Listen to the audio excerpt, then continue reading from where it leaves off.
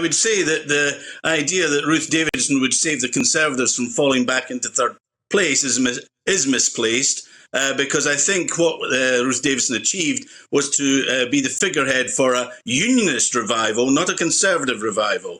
And what is likely is that if Ash Regan or Kate Forbes are leader, then they will, I think, seek to improve their SNP's domestic performance and not make the independence referendum the spectre it once was, which was what helped Ruth Davidson.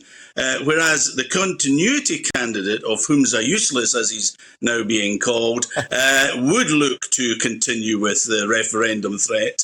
And I think that would play into the opposition's hands. But Labour look like they're the ones who are now going to dominate the unionist campaign. And Piers Pottinger, the reassuring thing, as somebody like you who's a committed unionist, is with the departure of Sturgeon, this whole push now for independence has been set back by a generation. It has been set back, and actually over her time as a leader, at her very best, she only improved people in favour of independence by 1%.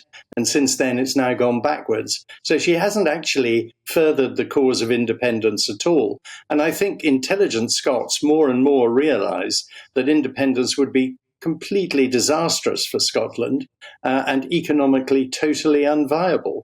And also the idea they could go into Europe is madness because they wouldn't fit the financial requirements. No, I think sadly it used to be the Conservative and Unionist Party, and they dropped the Unionist part of it, which is a great pity. But I do agree with Brian that, I mean, Labour are well positioned to have a go. But if the SNP make the sensible decision, there are 104,000 members who are voting. If they all vote, I hope they do vote for Kate Forbes, because I think whoever is First Minister, it would be helpful to have a First Minister that one can at least respect, even if one disagrees with their views. And Kate Forbes is clearly the outstanding candidate in that sense.